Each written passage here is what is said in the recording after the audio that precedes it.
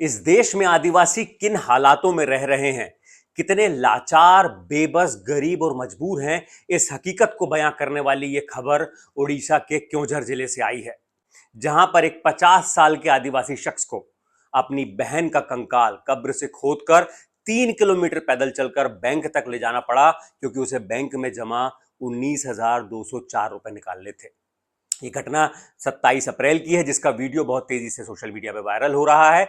एक 50 साल का जीतू मुंडा नाम का शख्स जो अपनी बहन के खाते में पैसे जमा कराता है, उन्होंने आज से 3-4 महीने पहले अपने मवेशी, जो उनके मवेशी थे, उनको बेचकर अपनी बहन के खाते में जमा कराया, क्योंकि शायद इसके पीछे की वजह बताई जा रही है, उनके पास बैंक अकाउंट नहीं था। और इसके बाद उनकी बहन की तबीयत खराब हुई और कुछ महीने पहले उनकी बहन अचानक गुजर गई। जीतू मुंडा के पास तो जैसे इसके बाद दुखों का पहाड़ टूट पड़ा, क्योंकि उनकी बड़ी बहन, जो उनके लिए एक मार्गदर्शक थी, अभिभावक की तरह थी, कालरा मुंडा, उनका निधन हो चुका था। और उसके बाद वो इतने लाचार हो गए कि उनके हाथ में चंद पैसे तक नहीं थे, क्योंकि वो अपनी पूरी जमा पूंजी, जो उन्होंने अपने मवेशियों को बेचकर जो पैसे जुटाए थे, 19,204 रुपए, वो अपनी बहन के बैंक खाते में जमा कराए थे। इसके बाद जब जीतू मुंडा बैंक पहुंचे, जो ओडिशा का ग्रामीण बैंक है, वहां पहुंचे, वहां पर उन्होंने बैंक के अधिकारियों से दरखास्त की, उन्हें पूरा मसला बताया कि मेरी बहन के खाते में मैंने पैसे जमा कराए हैं, जिनका निधन हो गया है, वो मुझे पैसे निकालने हैं। तो इसके बाद पता है बैंक वालों ने क्या कहा? बैंक वालों ने कहा, या तो उसका मृत्यु प्रमाण पत्र लेके आइए, या फिर उस इंसान को बैंक पर लेके आइए जिसके नाम पर यह बैंक खाता है। जीतू मुंडा बहुत पढ़े लिखे नहीं है। ये भी एक तस्वीर दिखाती है कि आज भी इस देश के आदिवासी हालातों, जो आदिवासी इलाकों में क्या हाल है। जीतू मुंडा बहुत परेशान हुए, उन्होंने तमाम जगह से कोशिश की जुटाने की। बैंक वालों ने उनसे नॉमिनी का भी नाम पूछा था, कौन इसका वारिस है, उस बारे में पता लगाने की कोशिश की, लेकिन उन्हें कुछ पता नहीं चल पाया। वो बार बार बैंक के चक्कर काटते रहे। डेक्कन हेराल्ड को अपने दिए इंटरव्यू में जीतू मुंडा बताते हैं कि मैं बैंक गया, वहां पर जाके मैंने बताया कि मेरी बहन का निधन हो चुका है, उसके बैंक में जो पैसे हैं वो मुझे निकालने हैं, लेकिन बैंक वालों ने कहा कि ऐसा नहीं होगा, जिसके नाम का खाता है आप उसको लेकर आओ। उन्होंने बताया कि उनकी बहन का निधन हो चुका है, लेकिन बैंक वाले मानने तैयार नहीं हुए। उन्होंने बार बार यही कहा कि जिसके नाम का बैंक खाता है उसको लेकर आओ। पूरी प्रक्रिया वो उसको समझा नहीं पाए। इसके बाद थक हार कर जीतू मुंडा 27 अप्रैल को अपनी बहन के कब्र के पास पहुंचे। उन्होंने कब्र खोदकर बहन का कंकाल निकाला और पूरे 3 किलोमीटर तक उसे अपने कंधों में रखकर बैंक तक पहुंचे, और बैंक के गेट के बाहर वहां पर उस कंकाल को रखकर वो धरने पर बैठ गए। जब इस बात की खबर तेजी से फैली तो मौके पर पुलिस पहुंची।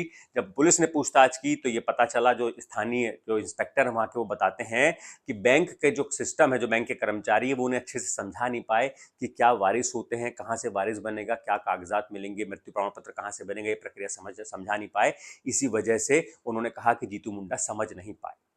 इसके बाद जब पुलिस का दखल हुआ, वीडियो तेजी से वायरल हुआ। इसके बाद प्रशासन, जो अब तक सोया हुआ था, एक ऐसे राज्य का प्रशासन जहां के मुख्यमंत्री खुद एक आदिवासी है, मोहन चरण मांझी, वहां का प्रशासन कितना संवेदनहीन है आदिवासियों के लिए, तस्वीर दिखाती है खबर। जब इतना पूरा घटनाक्रम सामने आ गया, उसके बाद प्रशासन जागा, वीडियो सामने आए, उन्होंने रेड क्रॉस की मदद से जीतू मुंडा को 20,000 रुपए की जो है मदद दी। और देखिए, जो सिस्टम अभी तक तमाम दस्तावेज मांग रहा था, इतना संवेदनहीन था, उसने भी चंद घंटों के अंदर ही जीतू मुंडा के 19,204 रुपए निकाल कर दे दिए। लेकिन यहां पर सवाल ये नहीं है कि जीतू मुंडा को उसके बैंक के पैसे निकल गए, उसको मिल गए, नहीं मिल गए। सवाल ये है कि आखिर सिस्टम इतना संवेदनहीन क्यों था कि एक आदिवासी शख्स को, जिसकी बहन का कुछ महीने पहले निधन हुआ है, उसे कब्र से खोदकर कंकाल तक लाना पड़ा। सिस्टम इतना संवेदनहीन क्यों है कि इतना सब होने के बाद ही वो जागा, तब जाकर उस आदिवासी शख्स को, जिसकी माली हालत बहुत खराब बताई जा रही है, उसको उसके पैसे बैंक के मिल पाए। क्या बैंक के लोग उनको ज्यादा बेहतर तरीके से समझा नहीं सकते थे? क्या बैंक के लोग उनकी मदद नहीं कर सकते थे? इसके अलावा ये सवाल उठाता है, इस देश में आदिवासियों की माली हालत पर सरकारें चाहे विकास के कितने भी दावे करें, लेकिन आदिवासियों क्या कितनी गरीबी में और कितनी मजबूरी में जी रहे हैं, उसकी पराकाष्ठा है ये, जहां पर एक आदिवासी शख्स को ये करना पड़ता है, अपनी बहन का कंकाल खुद कर निकाल कर लाके बैंक में जमा करना पड़ता है, उसके बाद उसको उसके पैसे मिल पाते हैं। तो ये सवाल ना सिर्फ बैंक के कर्मियों पर है, बल्कि ये सवाल इस पूरे सिस्टम पर है, इस देश की सरकारों पर है कि आज भी इस देश में आदिवासियों के क्या हालात हैं।